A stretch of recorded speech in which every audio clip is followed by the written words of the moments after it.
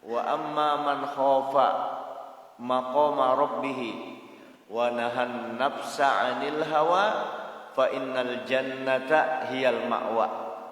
Orang yang takut ya kedudukan Tuhannya, takutan lawan Allah.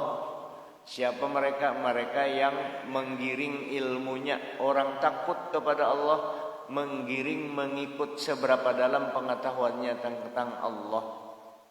Setelah ia takut kepada Allah, wa nahan nafsa 'anil hawa, dan dia mengekang hawa nafsunya, kada memperturutkan hawa nafsunya, dilawaninya hawa nafsunya.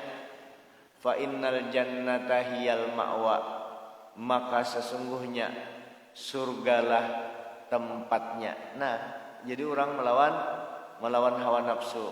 Sebab nafsu ini memang sejak awal diciptakan oleh Allah Subhanahu wa taala. Ketika akal ditanya oleh Allah, "Wahai akal, siapa ikam dan siapa aku?" Ujar akal, "Ulun ini hamba pian ya Allah. Ulun ini hamba pian ya Rabb, wahai Tuhan ulun nih. Wahai Tuhanku, ulun ini hamba pian dan pian itu Tuhan ulun. Tuhan Ar-Rabb yang mengatur hidup ulun, yang memberi rezeki ulun, yang mengaturakan ulun pian tuh. Yang mentarbiyah ulun pian, yang mendidik ulun. Ulun ini hamba pian." Itu akal. Ketika nafsu diciptakan, setelah diciptakan nafsu, siapa ikam? Ujar nafsu, unda-unda, nyawa-nyawa, anak-anak, ente-ente, Tuhan aja diulahnya nanti itu. Iya nafsu tuh muha, itu nafsu kita tuh. Tuhan aja anak-anak, ente-ente. Nah lalu nafsu tadi supaya mau sadar, randam situ ke dalam api neraka. Dirandamlah inya di dalam api neraka 1000 tahun di dalam api neraka. Imba tu keluarkan kalau inya sadar sudah. Tuh sayang kalau Tuhan tuh lawan nafsu kita. Dirandam di api neraka. Ini kan supaya ada kisah. Apakah Allah Ta'ala kada tahu bahwa inya bakalan kada taat? Tahu ya Allah Ta'ala. Cuma ada kisah supaya jadi iktibar kepada kita memang ngalih melawani hawa nafsu itu kalau kada bujur-bujur. Begitu keluar daripada api neraka, ditakuni lagi siapa unda, siapa ikam. Ujar hawa nafsu, aku, ikam, tetap aja melawan Tuhan. Padahal sudah dibakar di api neraka 1000 tahun. Setelah itu direndam lagi di neraka dingin. Dingin benar 1000 tahun. Dikeluarkan kalau pang sadar siapa aku, siapa ikam, dijawab lagi aku, ikam, Tuhan diulahnya kayak itu. Dulu ada nabi diulahnya kayak itu, manusia tapi kada wani menyambatinya umat Nabi Muhammad. Nabi diulahnya kayak itu. Diatinya nabi kayaknya. Napa itu jar membagi. Ini kada ulun lanjutkanlah sampai di situ aja. Waktu Nabi membagi harta ghanimah, kan Nabi disuruh Allah Ta'ala juga. Allah Ta'ala iya diprotesnya. Dilihatnya Nabi gitu nah. Napa itu jar membagi kada adil kayak itu. Nabi dulahnya kayak itu. Dan gawiannya orang tuh sampai wah ini menyalahkan umat Nabi Muhammad. Tawaipian orangnya tuh. Itu dari Bani Tamim jatuh. Nah, dirandam sudah di neraka es tadi, ya. Kada sadar juga. Akhirnya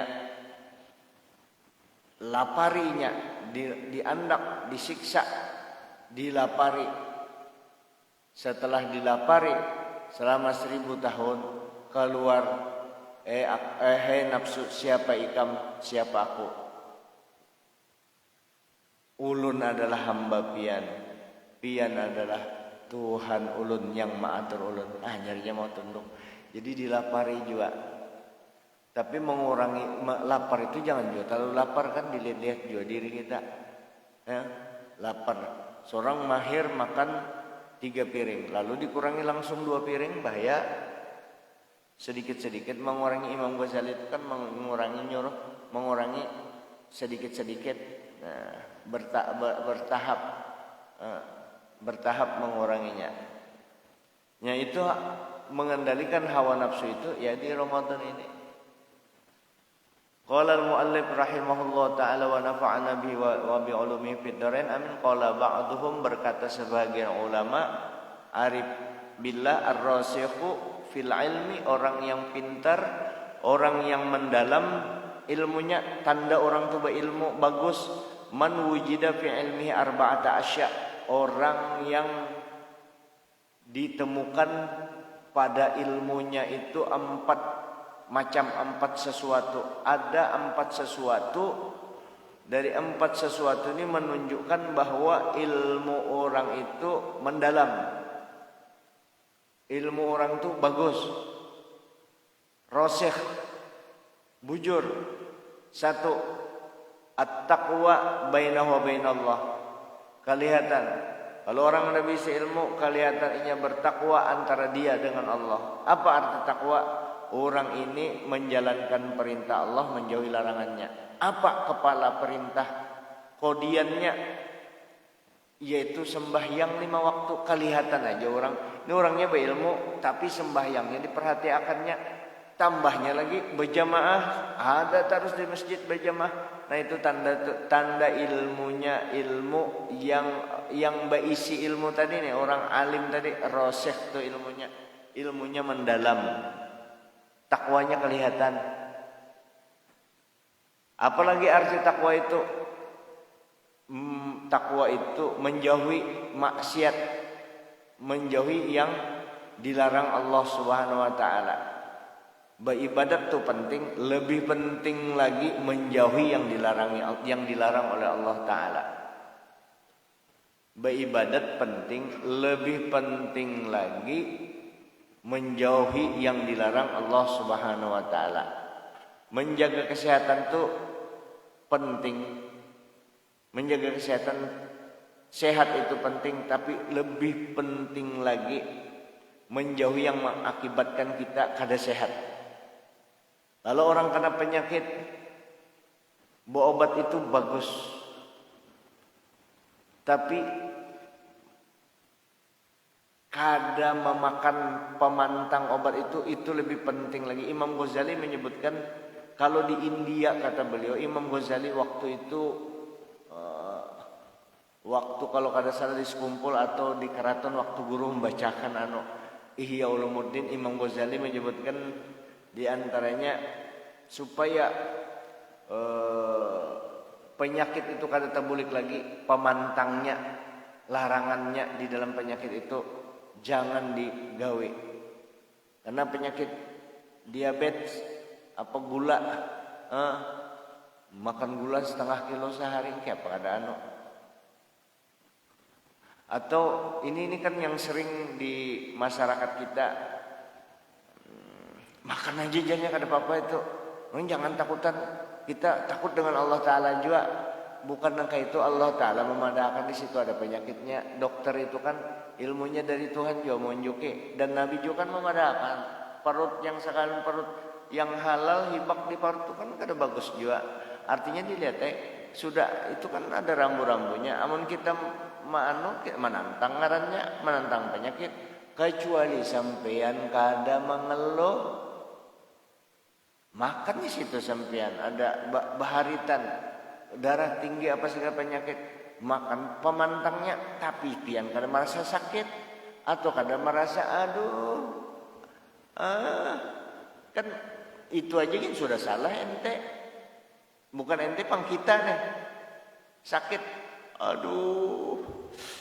sakitnya itu kan lain, adalah zikir ngarannya coba diganti Allah sama aja. Kalau Allah sakit nak kayak Allah. Nah kayak itu kalau sakit itu pada banawan supaya anak tuh tahu bahwa ini sakit. Kalau Allah tuh kan kada terlalu sakit. Allah kayak itu ya. Kalau tak ini kayak sah Ada papa aja makan aja nih kata papa. Kayak Nabila lagi kita makan dimakan tapi mengeluh. Aduh sama mengeluh juga. Mengeluh.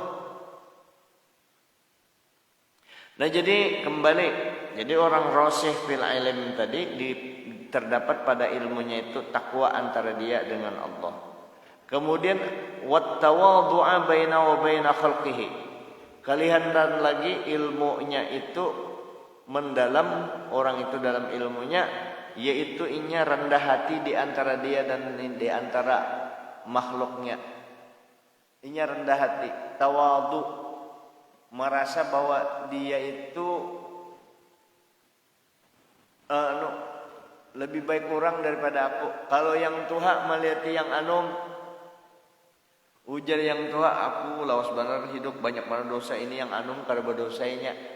Yang anum melihat itu sidin sudah terdahulu beribadat, terbanyak pahalanya aku masih anum, belum tentu aku sampai ke Tuhan. Nah itu baik sangkanya lawan dan seterusnya. Dengan kata lain, ketika kita berkumpul di satu tempat dimanapun, bahwa ini misalnya di masjid ini nah, cukup aja kita disebut orang takabur ketika merasa kita lebih baik daripada yang lain. Takabur itu sudah nyata takaburnya. Mengukur takabur tuh diri kita sombong tuh. Kalau kita merasa lebih baik daripada orang lain, bahkan daripada makhluk yang lain. Takutan kita kalau pindah di balik Tuhan, maka dia itulah sifat tawadhu. Bahkan guru bahari walaupun mempelesetkan tapi pelesetan yang bagus. Labbaik Allahumma labbaik. Semua orang baik-baik ya. Artinya yang kada baik itu aku aja. Karena yang tahu dosa kita yang persis kita sendiri. Sementara dengan orang lain baik aja berataan. Kita disuruh tawadhu. Kalau orang itu sudah tawadhu, rendah hati, semakin tinggi ilmunya, semakin tahu kekurangannya dan semakin tawadhu. Lalu siapa yang paling tawadhu? Mulai zaman Nabi Adam sampai akhir dunia, satu aja manusia yang paling tawadhu, tidak ada tandingnya, yaitu junjungan kita Nabi besar Muhammad sallallahu alaihi wasallam. Kalau kita tawadhu, rendah hati, lalu kita merasa rendah hati bahwa aku ini rendah hati, yang lain masih takabur, itu takabur ngarannya, takabur tingkat tinggi itu.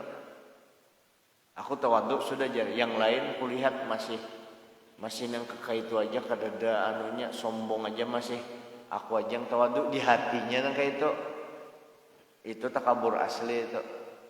Nah, jadi tawadhu ini adalah amaliyah batin kita, lenggak-lenggok batin kita, tawadhu rendah hati, bukan tawadhu taknya tahu warna atau wadah duit, tahu wadah duit lain.